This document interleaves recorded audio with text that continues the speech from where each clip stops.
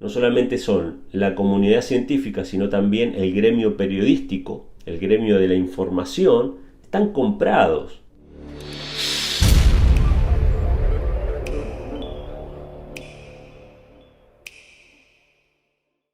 ¿Qué tal amigos? Bienvenidos a un nuevo video. En esta ocasión quiero compartir un comentario que lo escribí hace unos cuantos años, pero que entiendo que hoy está más vigente que nunca, ¿sí? Es un comentario de este libro que muchos de ustedes ya conocen. Se llama El dogma de la evolución. Habla sobre la teoría de la evolución en particular, pero en líneas generales también es un poco una crítica a, a los presupuestos o a los dogmas aceptados generalmente por el solo hecho de que vienen de parte de la comunidad científica. Y nunca más vigente que en estos días el tema de los dogmas y de las presuposiciones de la ciencia, ¿no? Que parecieran gobernar cada vez más nuestra vida. No porque nosotros lo hayamos aceptado y estemos convencidos de eso, sino porque se nos está imponiendo por la fuerza. Y estamos viviendo en una época realmente terrible. Me gustaría hacer una reflexión al final de este video sobre eso. Una época que se está asemejando cada vez más a las dictaduras más feroces que vivimos en el siglo XX, ¿sí? como las dictaduras en Alemania, la dictadura china que nunca paró, que sigue igual hasta el día de hoy, desde mediados del siglo XX hasta el día de hoy sigue exactamente igual. Y estamos viendo en una época en la que el justificativo para la opresión es de índole científico. Pero esto no es porque simplemente la ciencia haya avanzado, sino porque la metodología de manipulación y de control ha avanzado, se ha sofisticado.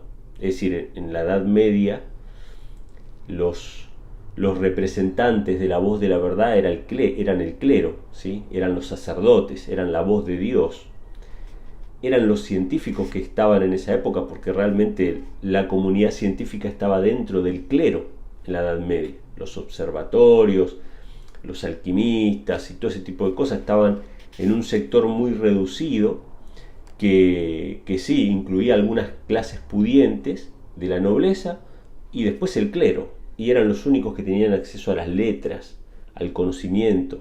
Entonces eran la voz autorizada. Entonces, como en aquella época el clero le pedía al Estado, le pedía al gobierno civil que castigara cierto tipo de crímenes o de herejías, que castigara, que reprimiera a cierto tipo de personas que eran consideradas herejes, peligrosas para el clero.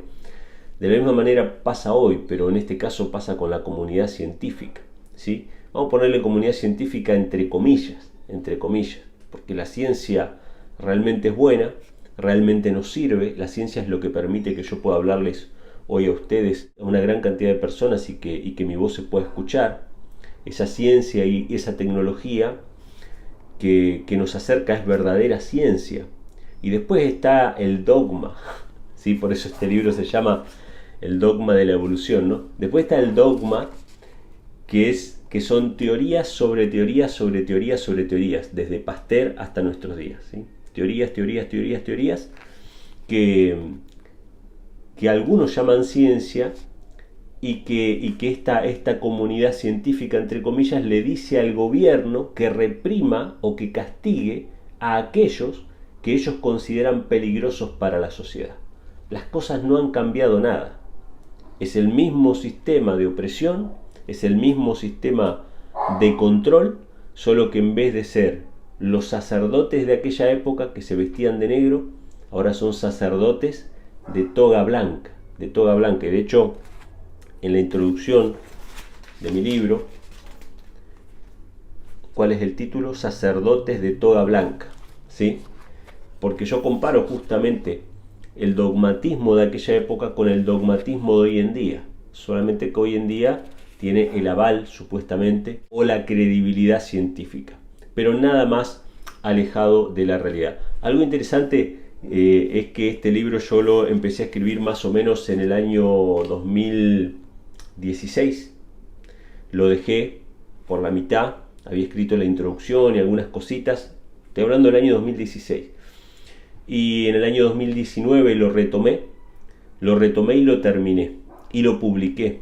Esto fue publicado en el año 2019, lo publiqué de manera digital, después imprimí algunas copias gracias a la colaboración de algunos hermanos, y hoy está disponible en Amazon, así que todos los que quieran obtenerlo lo pueden comprar ahí o lo pueden descargar gratis el PDF de mi página web, ¿sí?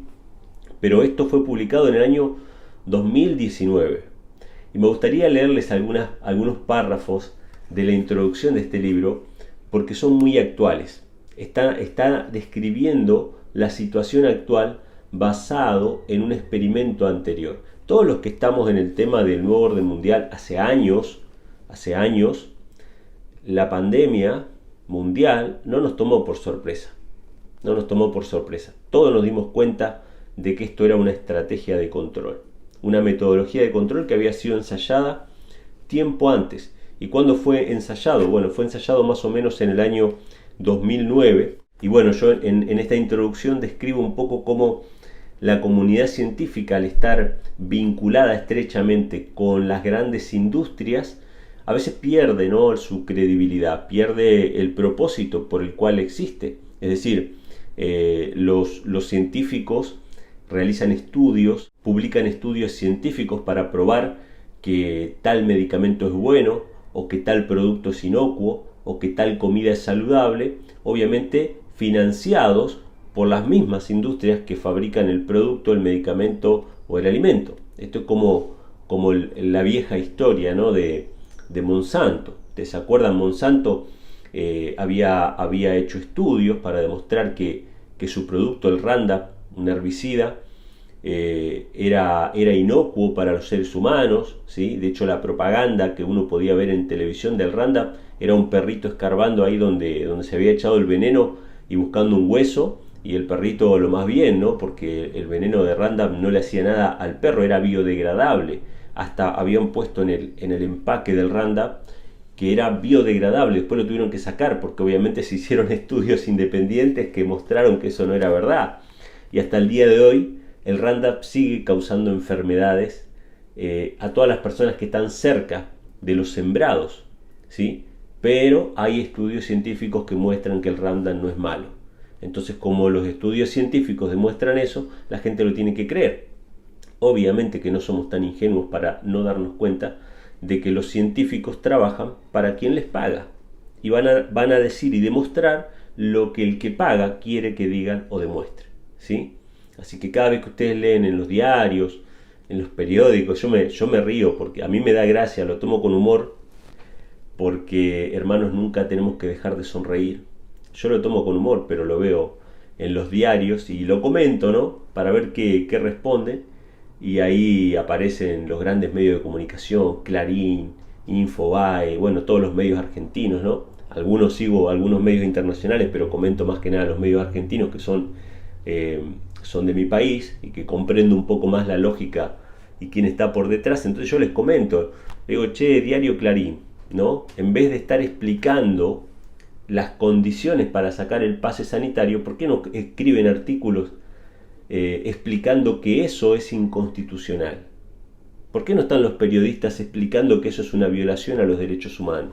Entonces podemos ver todos estos titulares, ¿no? Y Clarín diciendo, bueno, Pfizer demostró con un estudio que su vacuna es 90% efectiva y 100% segura. Y yo le comento también, ¿no?, y les pongo, pero ¿no se supone que Pfizer es un juez subjetivo que no va a ser objetivo en sus estudios? O sea, ustedes no son periodistas, ustedes no tendrían que estar investigando los juicios que tiene Pfizer, las indemnizaciones que tuvo que pagar Pfizer por efectos adversos de otros medicamentos o de otros productos que sacaron. Ustedes no tendrían que estar publicando esas cosas. Entonces, ustedes ven que no solamente son la comunidad científica, sino también el gremio periodístico, el gremio de la información, están comprados. O sea, nosotros no podemos creer prácticamente nada de lo que sale en los medios de comunicación. O sea, obviamente que creemos las cosas que se informan, por ejemplo, de que salió una vacuna, creemos que salió una vacuna. Ahora, cuando ellos dicen que la vacuna es buena, ahí es donde tenemos que poner la lupa. Ah, es buena, sí, es buena para ellos. Evidentemente que se están forrando de dinero porque obviamente esto no lo paga el consumidor, eligiendo libremente lo que va a consumir. Esto lo paga el Estado de manera masiva. Después si se tiran a la basura esa vacuna no importa, porque la industria ya se forró de dinero, obviamente deslindando toda responsabilidad por efectos secundarios y cosas por el estilo, ¿no? Pero bueno, en la introducción de este libro yo hablo acerca de esta relación inmoral, ¿no?, que existe entre los intereses económicos de las grandes industrias con la comunidad científica, ¿no? Y de paso les recomiendo un documental que lo busquen en YouTube, porque está, o si no está en YouTube, está en alguna otra plataforma, se llama La Casa de los Números, se llama así. Es un documental que habla acerca del SIDA y de cómo surgió toda esta teoría del contagio viral, etcétera, etcétera. Y es un documental muy, muy interesante, en la cual aparecen obviamente los protagonistas de todo el suceso que fue desde la década del 70 más o menos para acá, el surgimiento, el descubrimiento del SIDA, la promoción de determinadas terapias, la utilización de determinados test, que son exactamente los mismos test que se están usando ahora, la fiabilidad de esos test. Es un documental obviamente de hace varios años, de mucho tiempo antes de la pandemia. Pero ¿quiénes aparecen ahí? Aparece gran parte de la comunidad científica que participó en la promoción y en la divulgación de estas cuestiones. Y obviamente aparece Fauci, aparece el famoso Anthony Fauci, que hoy es famoso, antes no era tan famoso, por lo menos en la comunidad latina. En Estados Unidos siempre fue famoso, ¿no? Pero en la comunidad latina no era tan famoso, y él fue uno de los principales promotores de la teoría del virus, ¿sí? Habían otros científicos que planteaban que el SIDA era multicausal, ¿sí? En cambio, Fauci decía, no, es un virus y lo que hay que hacer es recetar este medicamento. Eran medicamentos que mataban a las personas, medicamentos terribles, ¿sí? Unos cócteles de medicamentos que destruían a las personas. Entonces, obviamente, mucha gente murió siguiendo la recomendación de los expertos. Pero vean ese documental, porque en ese documental aparece uno de los científicos, no recuerdo ahora el nombre, que participó en todos estos estudios y estas publicaciones que se hicieron acerca del SIDA en su momento, y él dice enfrente de la cámara, mientras se toma un café, que todos los científicos se prostituyen, algunos más y otros menos. Él lo reconoce. O sea, los científicos se prostituyen, y estamos hablando de la cuestión del SIDA, que involucró a millones de personas en el mundo, que siguieron recomendaciones médicas sobre determinadas cuestiones que podrían haber solucionado quizá de una manera más sencilla. Pero bueno, ese es otro tema, pero les sugiero ese documental porque ahí hablan los protagonistas, hablan incluso uno de ellos premio Nobel de Medicina, ¿sí? Descubridor del SIDA, supuestamente. Hablan ahí en ese documental, ustedes van a poder ver un poco de primera mano. Entonces, lo que planteo en la introducción de este libro es que los intereses económicos corrompen a la comunidad científica, y obviamente que tenemos que controlar, obviamente que tenemos que juzgar, obviamente que tenemos que cuestionar, no podemos ser dogmáticos, ¿sí? Porque si no estamos en la Edad Media de nuevo, ¿sí? Estamos de vuelta en la Edad Media, solo que con sacerdotes de toga blanca. Entonces, uno de los ejemplos que doy, se los voy a leer, se los voy a poner ahora en la pantalla para que ustedes me acompañen en la lectura. Pero dice lo siguiente, esto fue publicado en el año 2019, y díganme ustedes en los comentarios si no les parece que esto es actual, si no estamos viviendo exactamente en esta situación. Dice, en otras palabras, cuando la ciencia se pone al servicio de las grandes potencias económicas y comerciales, se corrompen sus fines de investigación objetiva en busca de la verdad, el progreso y la justicia, y en cambio se crea un círculo vicioso de científicos que recomiendan productos que no sirven, de empresas que financian sus investigaciones. Bueno, esto es lo que mencionábamos hace un ratito, ¿no? Entonces, ¿cuál es el ejemplo que doy? Esto ocurre en la medicina de manera muy marcada, ya que la industria farmacéutica financia los colegios de medicina y los congresos y los medios de comunicación masivo. Bueno, cada una de las aseveraciones que yo hago en estos pequeños párrafos están acompañados de referencias a pie de página, ¿sí?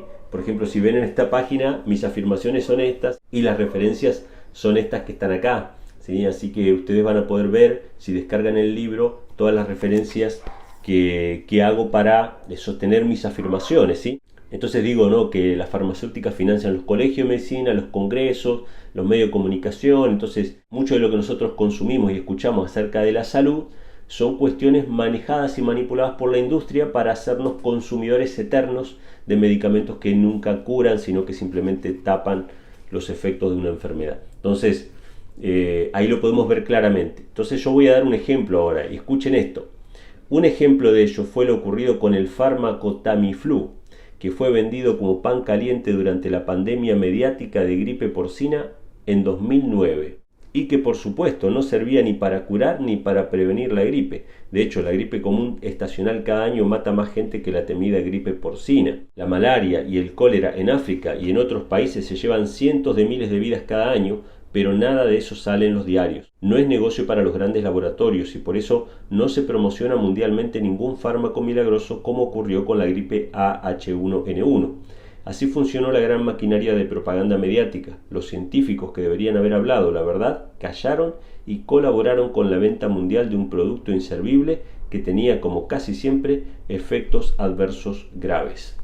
O sea que lo que pasó con la pandemia del año 2009, donde un producto, un medicamento, el Tamiflu, yo me acuerdo en esa época, yo estábamos trabajando, recuerdo patente, un día en que estábamos trabajando en una vereda, en una acera, y estábamos poniendo bloques, no recuerdo qué estábamos haciendo, estábamos arreglando esa acera, y yo escuchaba por la radio, ¿no? Estaba la pandemia de la gripe porcina y el periodista decía, pero ¿cómo que no podemos conseguir el medicamento? Hay que conseguirlo de alguna manera, porque si esto es lo que nos previene, que eso, y toda la gente estaba histérica. Habían programas de televisión donde la gente salía con un barbijo, había gente que había tenido la gripe común, habían tenido la gripe común, vamos a decir la verdad, y decían, no, tuve la gripe porcina y qué sé yo, y entonces la gente tenía miedo, y ahí empezó a usarse el alcohol en gel.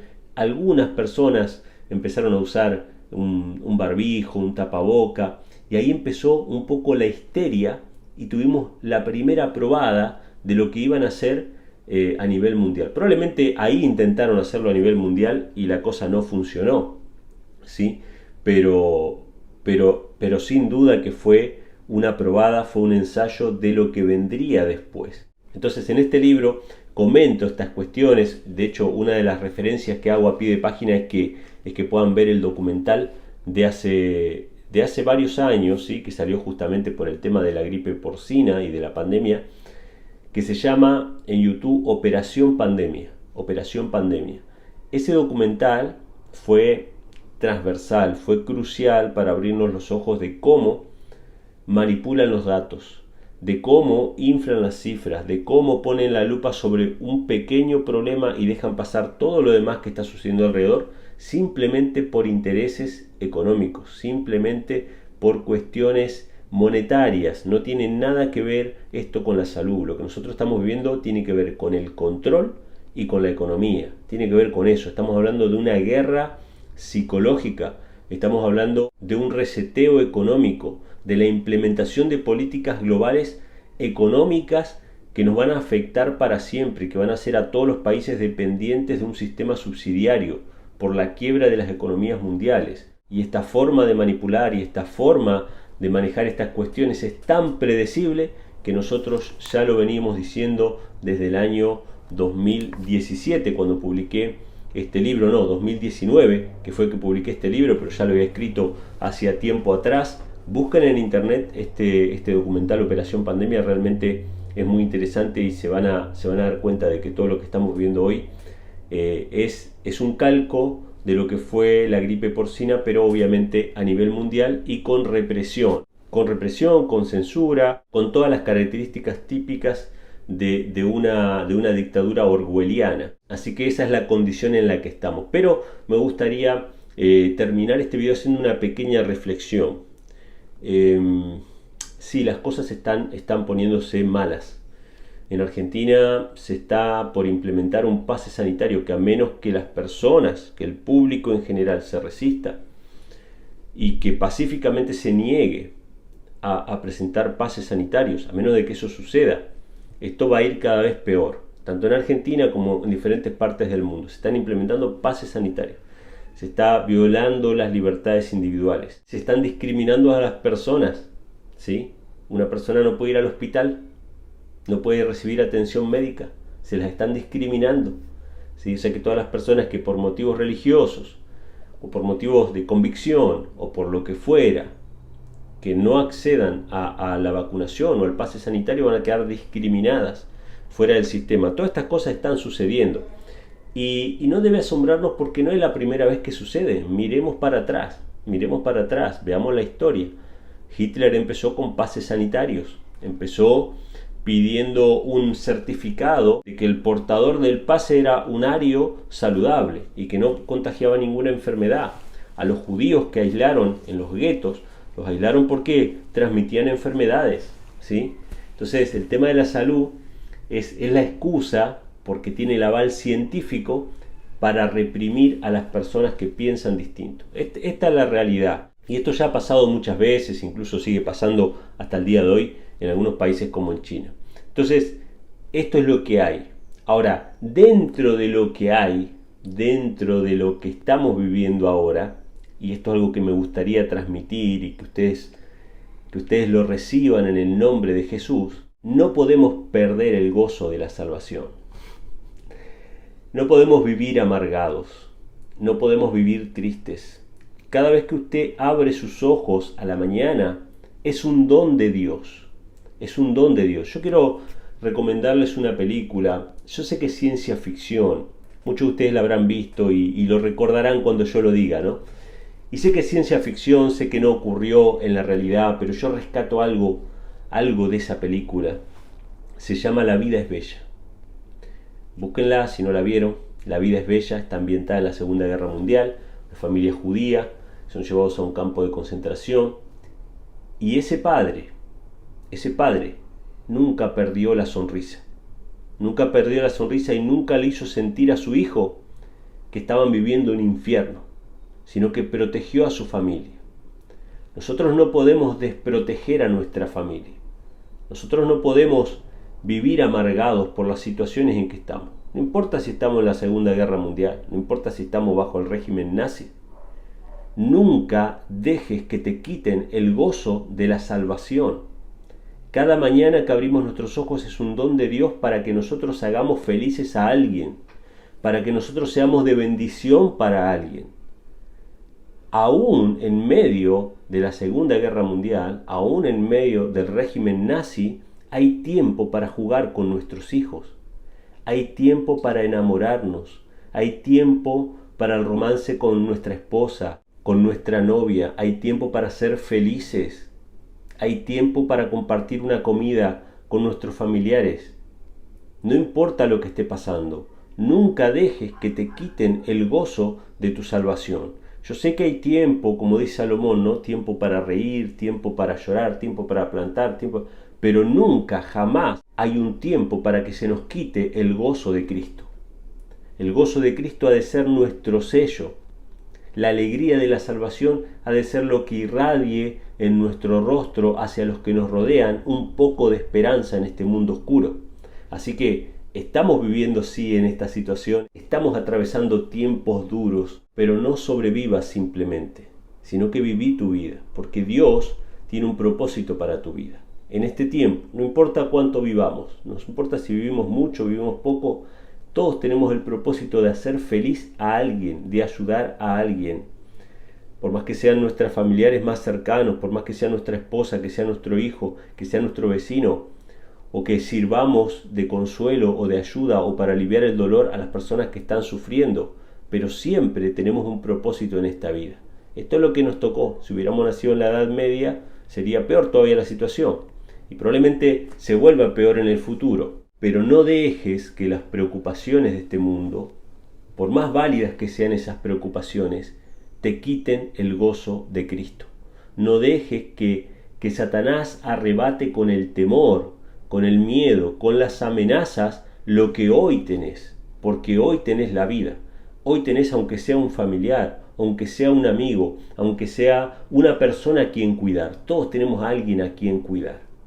Todos tenemos a alguien por quien morir y a alguien por quien vivir cada día y a quien hacer feliz. Así que, hermanos, amigos que están viendo este video, más allá de analizar la situación en que estamos viviendo, más allá de poner un poco la lupa sobre muchas cosas que se aseveran como verdad que sabemos, porque ya desde siempre lo intuimos que no eran verdad, que nos estaban mintiendo, más allá de ver todas estas cuestiones que están surgiendo en el mundo, quiero animarles a que sean felices, que no se aparten de Dios, que busquen siempre el rostro de Dios y que le pidan a Dios estas cosas, ¿no? Señor, no me quites el gozo de tu salvación, ayúdame a vivir en tu presencia, que tu espíritu me sustente. Pongámonos en las manos de Dios y seamos felices, luchemos en esta guerra espiritual con valentía y sobre todo con el amor de Dios, con el amor de Cristo, que es el que puede tocar los corazones de otras personas que hoy están en tinieblas, que están en oscuridad, que están sin esperanza y que realmente están viviendo un calvario. Démosle esperanza a las personas de que lo bueno todavía no ha venido, lo bueno todavía no ha llegado, están las promesas de Dios, de los cielos nuevos y la tierra nueva en donde mora la justicia. En medio de tanta injusticia, pongamos nuestra vista en el galardón. Hermanos, esto es todo por este video, espero que les sea de bendición, les dejo el libro, ¿sí? En la descripción del video siempre están los enlaces de todos mis libros, los pueden descargar en PDF o lo pueden comprar en Amazon, también está disponible. Así que bueno, un fuerte abrazo para todos. Si les gustó este video, denle a like, dejen acá abajo todos sus comentarios, suscríbanse al canal y nos estaremos viendo en un próximo video. Ah, y de paso, recuerden suscribirse al canal de Telegram. Fuerte abrazo para todos.